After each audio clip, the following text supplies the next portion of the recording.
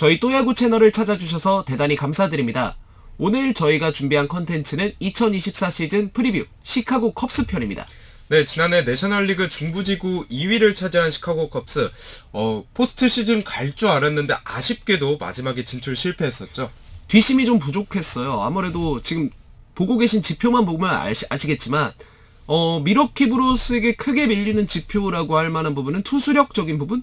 그거 제외하고는 다 준수했던 시즌이었거든요. 오히려 타선에서는 미러키보다 강력한 모습을 보여줬고 시즌 끝까지 경쟁을 했었는데 그 스즈키 세이야 선수의 포구 실수, 그 이후부터 포스트 시즌 진출이 실패가 시작이 됐죠. 네, 저희가 준비한 자료들을 통해서 컵스에 대해서 설명해드리는 시간 갖도록 하겠습니다. 화면을 통해서 보고 계신 지표가 시카고 컵스의 예상 타선입니다.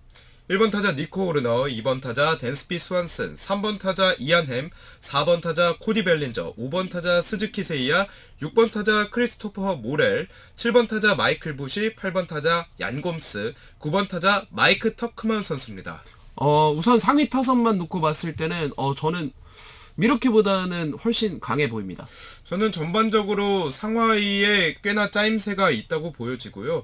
특히나 코디 벨린저 선수가 지난해에 부활에 성공을 했고 또 스즈키 세이야 선수도 메이저리그에 성공적으로 안착륙을 하면서 좋은 모습을 보여줬던 지난해였습니다. 아무래도 저는 사실 댄스비 스완슨에게 줬던 계약이 좀 과하지 않나라고 생각을 했어요. 개인적인 생각으로. 근데 지난 시즌 제가 생각한 스완슨보다 잘해준 1년차였어요. 일단은 스완슨이 저 20홈런 이상을 기록하는 모습을 꾸준히 보여주고 있다. 이 장타력 면에서 어느 정도 눈을 뜬 모습을 계속해서 이어가고 있고 수비력은 말할 것이 없죠. 아무래도 센터라인이 정말 강력하잖아요. 댄스비 스완슨 그리고 니코 호너. 그렇죠. 이 두 명의 키스톤 콤비가 강력하고 코디 벨린저 선수도 중견수로서 좋은 수비 보여주고 양검스 선수도 또 포수에서 좋은 역할을 해줬죠. 수비력적인 면만 놓고 보면 양곰스 역시 아직까지도 대단한 모습 보여주고 있고 벨린저는 아무래도 지난 시즌 많이 중요했잖아요. 개인적으로도. 그렇죠. 사실 FA 시즌 앞두고 열심히 해서 또 재기상까지 탔는데 원했던 FA 대박에는 조금 실패하는 모습이 있었습니다. 안타깝게 됐어요. 아마 벨린저 선수가 이제 옵트아웃이 매년 있긴 하겠지만 칼을 갈고 있지 않을까. 저 같으면 마음이 좀 꺾였을 것 같아요. 아이, 아니 이거보다 더 어떻게 잘해 이럴 것 같아. 그러면은 이제 버렸다. 하지만 더 칼을 갈고 닦아서 나 반짝 아니다. 앞으로 계속 이 성적 낼 수 있다. 보여줘야죠. 그럼 저희가 뽑은 타선의 핵심이 되는 선수에 대해서도 한번 짚어보겠습니다. 네. 역시 핵심 선수로 코디 벨린저 선수를 뽑았습니다. 지난 시즌 130경기 나와서 3할 7푼 기록을 했고요. 26홈런 20도루. 제가 좀 놀랐는데 벨린저 선수가 생애 처음으로 20도루를 기록했더라고요. 뭐 베이스 크기가 커진 것도 영향이 있긴 하겠지만 뭐라도 열심히 해야지. 열심히 지난해 또 FA였으니까 자신의 가치를 높이려고 열심히 했는데 지난해 좀 놀랐던 점이 사실 우리가 벨린저 생각하면은 30개 40개 홈런을 기록하고 풀스윙 돌리는 그런 모습으로 알고 있었는데 작년에는 이 타석에서의 접근법을 조금 달리 가져갔어요. 그쵸. 접근 방식이 완전히 달라졌어요. 약간 베이스볼 서번트에서 제가 지표를 한번 봤어요. 벨린저 선수를 제가 개인적으로 좀 궁금해서 하드히트 비율이 진짜 메이저리그에서 완전 하위권 때였단 말이에요. 지난 시즌에. 사실 그래서 또 FA 계약에서 좀 좋은 평가를 못 받은 것도 있는데 근데 그 시즌을 제외하고 그 이전에 LA 다저스에서 보여준 모습을 보면 절대 그 지표가 떨어지는 선수가 아니거든요. 오히려 그렇죠. 그 지표에서 상위권이었으면 상위권이었지. 이제 본인이 메이저리그에서 더 좋은 타자로서 성장하고 살아남기 위해서 타격적인 접근 방식을 완전히 바꿨던 벨린저인데 그게 이제 작년에 통했던 거냐 아니면 이제 새로운 유형의 타자로서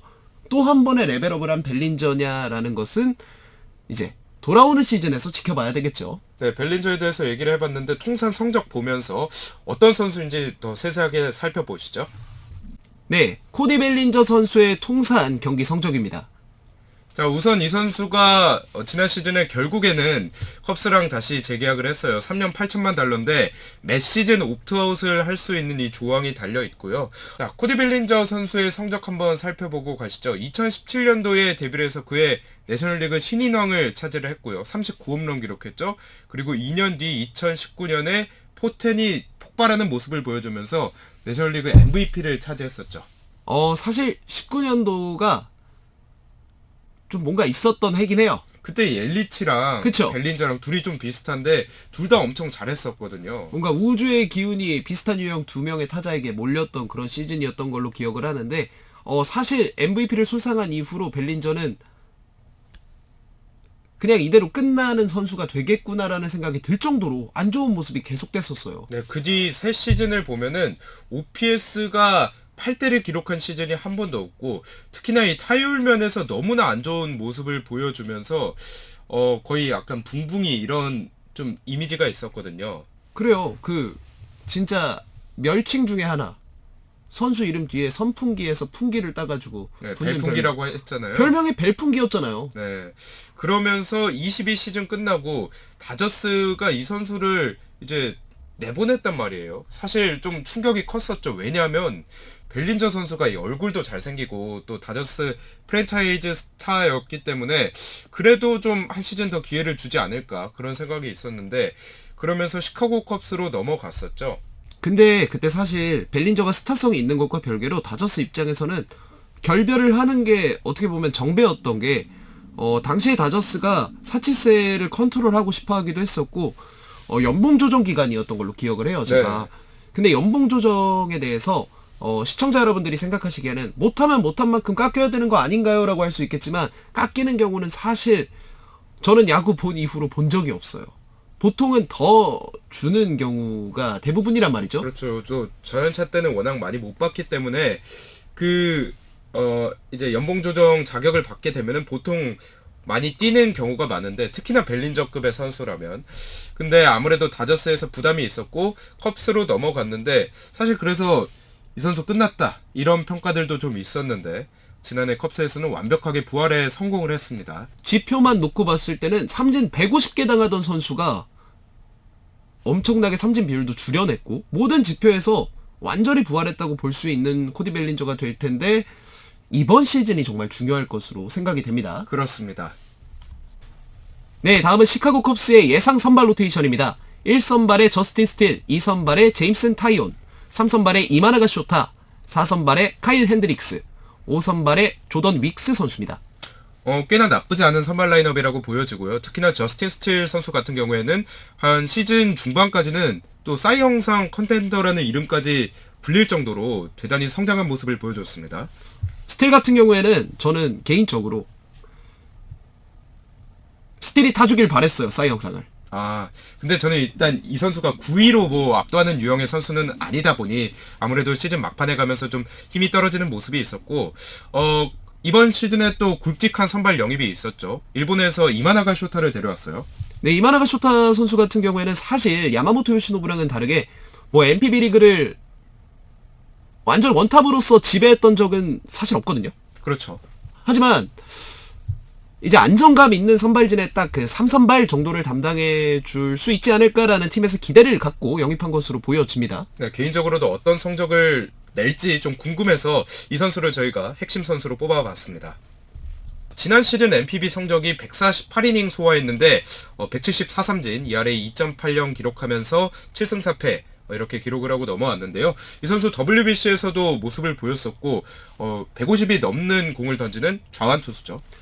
물론 사실 스틸을 뽑는 게 맞죠, 핵심 선수로는. 그게 정배긴 합니다. 근데 궁금하잖아요. 새로 메이저리그에 올라온 선수기도 하고 또 아시아 선수기도 하니까 저희도 또 기대하고 응원하고 또 궁금해하는 마음에 이마나가 쇼타 선수를 또 뽑아봤습니다. 네, 이마나가 쇼타 선수의 일본에서의 성적입니다.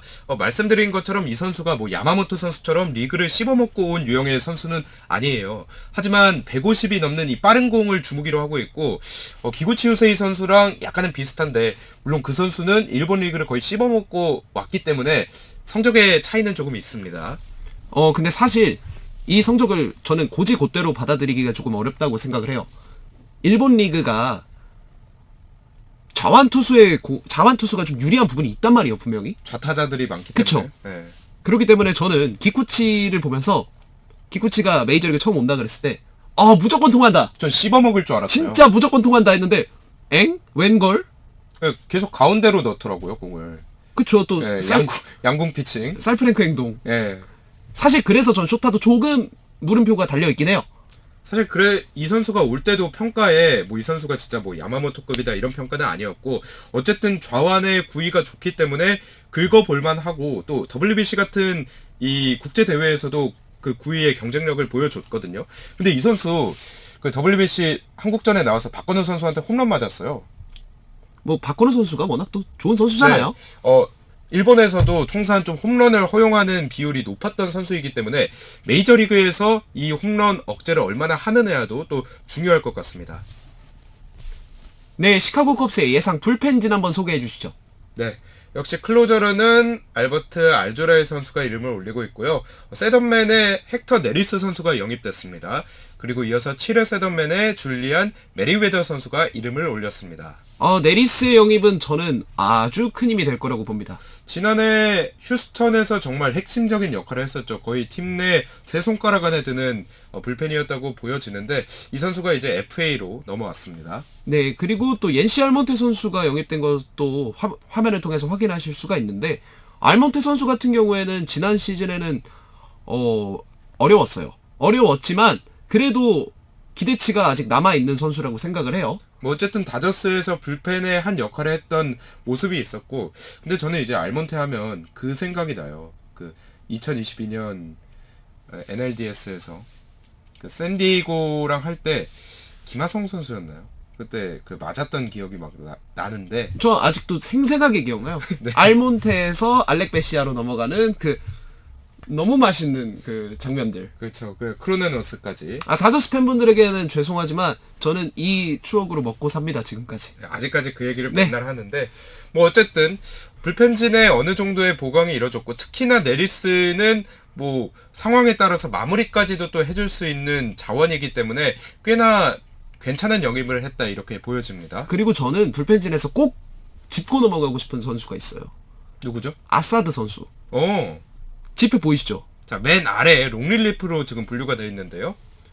보시면 아시겠지만 엄청나요. 네, 성적이 저 선수 엄청나요, 진짜. 100이닝 넘게 소화를 해줬고 그러면서 ERA도 또 3점대 3점대 초반을 기록해줬는데 저런 투수가 팀에 있다는 거 엄청난 힘이거든요. 그쵸. 흔히 이제 떠올릴 수 있는 롱릴리프에서 선발진이 구멍이 났을 때 5선발에서 왔다 갔다 할 수 있는 선수. 저는 강팀에게 가장 또 필요한 조건 중에 하나가 2이닝, 3이닝씩 꾸준하게 던져줄 수 있는 그런 릴리버 선수가 꼭 있어야 한다고 생각하는데 아사드 선수 저는 굉장히 큰 힘이 될 거라고 보고 있습니다. 네. 뭐 전반적으로 불펜진도 튼튼한 모습을 보여줬습니다. 이 정도면 내셔널리그 중부지구에선 정말 강력한 불펜이라고 얘기할 수 있을 것 같아요. 네, 중부지구니까. 네. 네, 다음은 시카고 컵스의 긍정 요소부터 살펴보겠습니다. 먼저 앞서 말씀드린 단단한 센터라인 수비, 양곰스, 니코 호르너, 댄스피 스완슨, 코디 벨린저로 이어지는 이 수비 라인이 너무나 탄탄하고 강팀의 요건이잖아요. 그렇기 때문에 일단은 수비에서는 믿고 볼 수 있다.